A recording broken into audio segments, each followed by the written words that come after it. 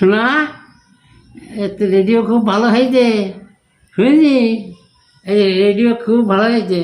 হ্যাঁ, রেডিও রেখেছে, রেডিও খুব ভালো হয়েছে।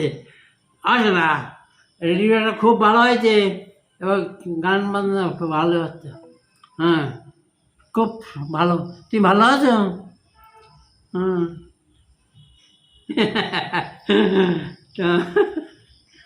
হ্যাঁ,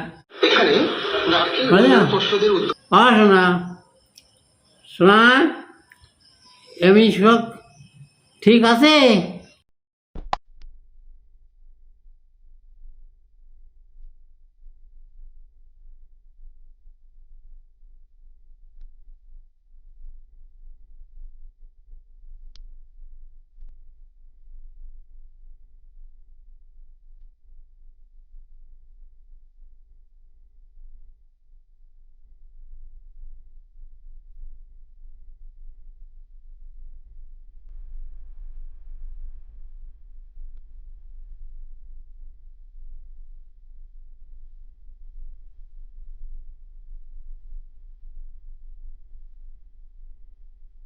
hello friend, good morning, welcome back to my channel. আশা করি তোমরা সবাই ভালো আছেন। আমি গোপালের দয়ায় বেশ আছি। আজকে তারিখ হচ্ছে 20 আর 12 হচ্ছে বুধ। আর এখন সময় কত দেখতে হবে। এখন সময় হচ্ছে 11:19 আর এখন থেকে আমি আমার ব্লগটা স্টার্ট করছি।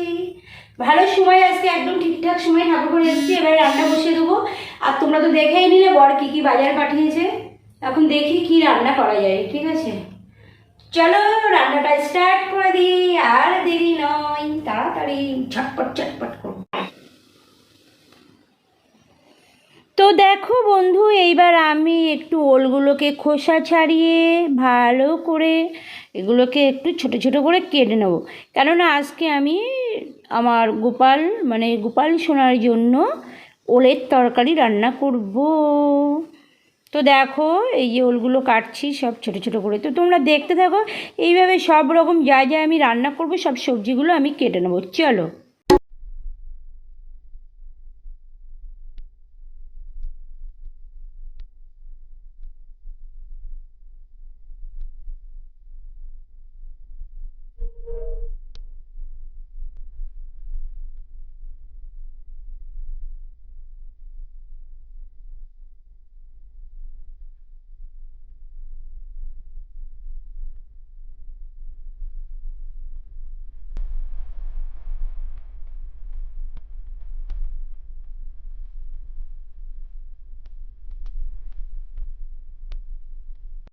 আমার গোপাল সোনার ভোগে ছিল শ্যাপলা দিয়ে নারকেল দিয়ে ভাজা, ওল দিয়ে নারকেল দিয়ে ঝোল, আর ছিল ফুলকপি দিয়ে আলু দিয়ে ভাজা। এখন বন্ধু সময় হয়েছে 3:22, সোনার এখনো কোনো খোঁজ খবর নেই। আমি একটু আমার পুরো মাথা ঘুরছে, এই যে আমি একটুখানি খেয়ে নিই, না হলে আমি আর পারবো না।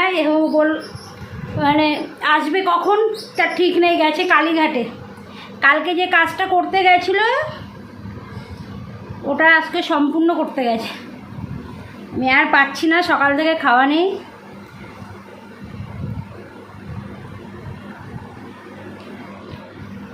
তো চলো পরে কথা বলছি।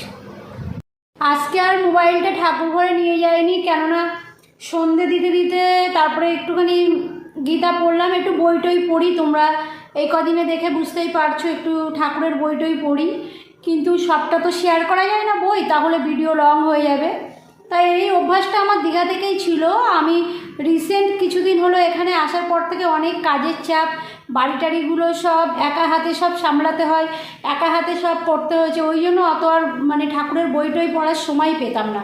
আর আগে রেগুলার বেসিসে পড়তাম, আর মা মরার পরেই তো মানে একদম সব ভুলে টুলে গেছিলাম। আবার নতুন করে শুরু করেছি ঠাকুরের বই টই পড়া। এবার সন্ধ্যাবেলা একটু গীতা পাঠ করি, কখনো রাত্রেবেলা করি, কখনো দুপুরবেলা ঠাকুরের ভোগ লাগিয়ে তারপরে গীতা পাঠ করি, ঠিক আছে?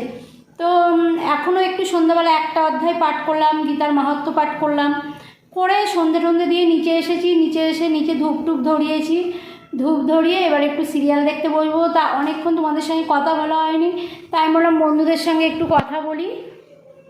তো এই তো হচ্ছে কথা। সোনাই তো চলে গেছে হোটেলে, 5:30 বাজতে না বাজতেই হোটেলে চলে যায়। আর আমি এখন আর একা নই, এখন আমার গোপু সোনা চলে এসছে। আমি সারাটা দিন পারলে ওখানে কাটাতে পারলেই ভালো, যতক্ষণ না সোনায় আসে। সকাল থেকে ধরো ঘুম থেকে উঠে ওখানে চলে যায়, আর নিচে নামি 3টে 3:30 নাগাদ, তারপরে খাওয়া দাওয়া করি, তারপর বর চলে আসে, বরের সঙ্গে একটু গল্প গুজব, খাওয়া দাওয়া, তারপরে আবার বর চলে যায় সন্ধ্যাবেলা, উঠে গিয়ে সন্ধে দিয়ে আসা, আবার সন্ধে দিয়ে আবার নিচে একটু সিরিয়াল দেখে আবার উপরে চলে যাব, আবার রাত 12টার সময় নামবো। এইভাবে গোপাল সোনাকে নিয়েই বেশ সময় কাটছে। এতদিন ভাবতেই পারিনি যে এইভাবে গোপাল সোনা আমার বাড়িতে আসবে আর আমার এইভাবে সময়টা কাটবে। আগে যদি জানতাম তাহলে তো আরও আগে চলে আসতো গোপাল সোনা। তো যাই হোক, মানে আমি জানলে বুঝলে তো হবে না, সময় যখন না হবে তখন কোনো কিছুই আসবে না, এটাই হচ্ছে কথা। মানে যখন তোমার সময় আসবে তখনই সব কিছু হবে, আর সময় আসলেই সব হবে, তুমি চাইলেই কিছু হবে না। হ্যাঁ, তা সব হচ্ছে সময়ের অপেক্ষা। তো হয়তো এখন আমার সময় হয়েছে, তাই গোপাল সোনা এসছে। তা গোপাল সোনাকে নিয়ে আমার অনেক কথা, কি আমার সঙ্গে হয়েছে, কিভাবে আমি গোপাল সোনাকে আনলাম, তোমাদের সঙ্গে সব আস্তে আস্তে শেয়ার করব। তা এখন বর্তমানে যেটা শেয়ার করতে চলেছি, আমি গোপাল সোনাকে নিয়ে ঘুরতে বেরোচ্ছি রিসেন্ট, আর কোথায় যাচ্ছি এটাও আমার একটা ইচ্ছে, কিন্তু গোপাল সোনা আসতেই আমার সেই ইচ্ছেটা আরও বেশিভাবে মানে পূরণ হতে চলেছে। তো তোমরা দেখতে থাকো আমার ব্লগ, অবশ্যই তোমাদের ভালো লাগবে।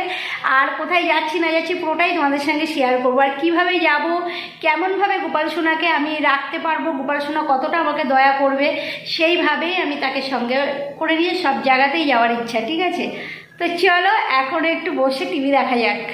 দেখো বন্ধু, এখন এমন একটা হয়েছে এই কদিনে, মাছ মাংস ছাড়া গোপাল সোনাকে কিছু না দিয়ে খেতে মন চায় না।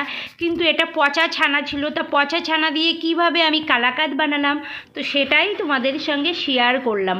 পচা ছানার কালাকাদ আজকে আমরা খাবো, আর গোপাল সোনাকে টাটকা ছানা বানিয়ে কালাকাদ করে দেবো। ঠিক আছে, তো চলো। তো বর খেয়ে কি বললো জানো, এ বাবা তুমি সেই পচা ছানাটাকে এই কালাকাদ বানিয়েছো, উফ এরকম কালাকাদ আবার বানাবে, এরকম কালাকাদ আবার বানাবে, আমি খাবো। তো এই হয়েছে সেই পচা ছানার কালাকাদ। ঠিক আছে, রিভিউটা খুব ভালো দিয়ে দিয়েছিল বরবাবু। বাহ, ওয়াও। এই দেখো আমি এবার এটাকে পিস পিস করে কাটছি, আমি খেয়ে নিয়েছি হাফ। এখন উপরে রান্না, মানে সরি উপরে, হ্যাঁ ঠাকুর ঘরে রান্না হতে নিচে ফ্রিজে যা খাবার সব অনেক দিন হয়ে গেছে। মানে জন্ম অষ্টমীতে নারকেল কুড়িয়ে বাটি ভরে রেখেছিলাম, যেহেতু আমরা রিসেন্ট নিরামিষ খাচ্ছিলাম, কচু শাক, তারপরে শাপলা, এর ভিতরে সব কিছু মোচা, এর ভিতরে নারকেল দিলে খুবই খেতে টেস্টি হয়। তো সবসময় কোরানো নারকেল সম্ভব হয় না, আর রেখে দিলে বাইরে নষ্ট হয়ে যায়, গন্ধ হয়ে যায়। তো আমি কি করেছি, একসঙ্গে নারকেলগুলোকে কুড়িয়ে ফ্রিজে কন্টেনারে করে ফ্রিজে রেখে দিয়েছি। কিন্তু আর কতদিন, সেই জন্মাষ্টমী থেকে আর এই পর্যন্ত, তারও আগে মনে হয়। এইবার এগুলো সব নষ্ট হয়ে গেছে, নারকেলটা গন্ধ লাগছে। তো আমি এইখানে কড়াইতে দিয়ে দেখি এতটা নারকেল ফেলে দেবো, তো কড়াইতে দিয়ে ভাবছি এটা থেকে তেল বের করা যায় কি না। চলো দেখো, প্রথমে আমি নারকেলটা গরম জলে দিয়ে এই যে দুধটাকে ভালো করে বের করে নিয়েছি চিপে, তারপর শুধু দুধটাকে, নারকেলের দুধটাকে ফুটিয়ে আমি তেল করব, দেখতে থাকো। তো বন্ধু, আমি অনেকটা রাত হয়ে গেছে, 11টা 7 বাজে। তো ঠাকুর ঘরে আসতে একটু দেরি হলো, তার দেরি করলে হবে না, যেহেতু আমি একটু দেরি হয়েছে, কেন তার কারণ আছে, দেরি হয়েছে আমি একটু নারকেল তেল বানাচ্ছিলাম। তো ভাবছিলাম নারকেল তেলটা বানাতে বানাতে হাফ রাস্তায় চলে আসবো, তারপরে এদিকেও ভাবছি গোপাল সোনার শয়ন দেওয়ার সময় হয়ে গেছে। তো আমি যাই, আর কি করবো, হাফ রাস্তাতে রেখেই এসছি। তো কিছুটা তো হয়েছে, আর নারকেলটা পুরো নষ্ট হয়ে গেছিলো জানো তো, মানে কেমন গন্ধ গন্ধ লাগছিল। অনেকদিন রেখে দিয়েছি ফ্রিজে, তাই ওই জন্য তেলই করে ফেললাম। ফেলে দেবো মায়া লাগছিলো, তখন মাথায় একটা চটপট বুদ্ধি চলে এসছে। আর এই তেল করাটা দেখেছি আমি দীঘাতে, যে মাসিমার বাড়িতে ভাড়া থাকতাম উনাকে করতে, তো তখন ওটা মাথায় আসলো, তো আমিও করে ফেললাম। দেখি তেলটা আগে আলটিমেটলি কি হয় তোমাদেরও দেখাবো, শেয়ার করবো। ঠিক আছে, তো চলো গোপাল সোনাকে আগে শয়নটা দিয়ে দিই। গোপাল সোনাকে সেবা দিয়ে দিয়েছি, আর এখন যদি এই মোচা আমি না কেটে রাখি, কালকে সকালে উঠে রান্না করতে পারবো না। এখন মোচাটা পুরো আমি এখন কাটবো, কেটে তারপরে রেখে দেবো, তারপরে যাবো ঘরে। এখনও সোনায়ও আসেনি। আর এদিকে দেখো সোনাইয়ের আনা পাখাটা চলছে, আমরা সবাই একসাথে হাওয়া খাচ্ছি। তো দেখো আমার এদিকে মোচা কাটা কমপ্লিট।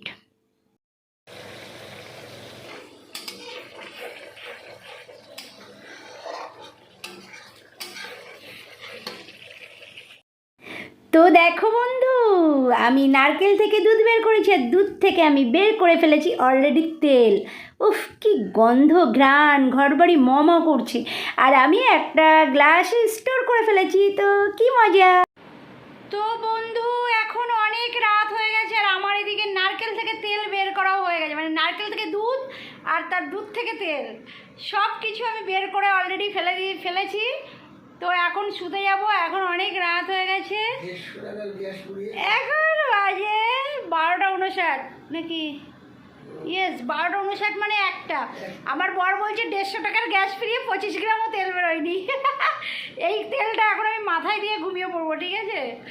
ও তো দেখলাম, চেষ্টা তো করলাম, বলো কিছু তো একটা বের করতে পেরেছি, সে তেল পুরুক আর যাই পুরুক, গ্যাস পুরুক আর যাই পুরুক, তেল তো আমি বের করে ছেড়েছি। তো যাই হোক, এখন শুয়ে পড়বো।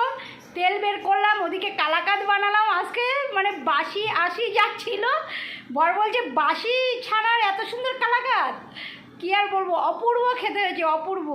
আর এদিকে আর একটা বাসি ছানা, এই যে আর একটা বাসি ছানাও গেল, চিনিও গেল, মানে এটা বানিয়ে রেখেছি, কেউ আর খেতে পারছে না, পুরো দাঁত ভেঙে যাচ্ছে।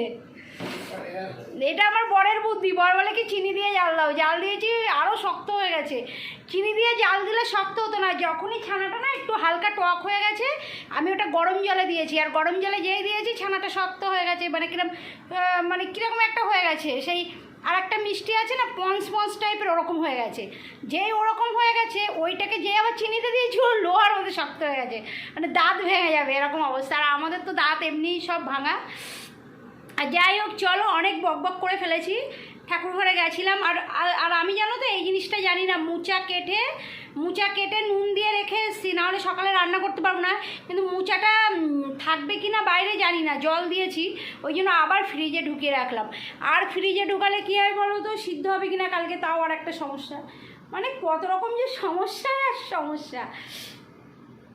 যাই হোক, চলো। আর রাত্রেবেলা খেয়েছি রুটি আর ওই বাসি কালাকাঁদ, মানে বাসি ছানার কালাকাঁদ আর রুটি, ফুলকপি ভাজা, ফ্রাইড রাইস, তার সঙ্গে শ্যাপলা ভাজা, সব নারকেল দিয়ে হয়েছে, ওলের তরকারি ছিল, সব একটু একটু একটু একটু করে খেয়েছি আমরা দুজনা। তো চলো, অনেক রাত হয়ে গেছে, আমার ব্লগটা আজ এতটুকুই রাখছি। যদি আমার ব্লগটি দেখে তোমাদের একটুকু ভালো লাগে থাকে তাহলে এই বন্ধুটিকে লাইক, কমেন্ট, সাবস্ক্রাইব, শেয়ার সব করে দিও।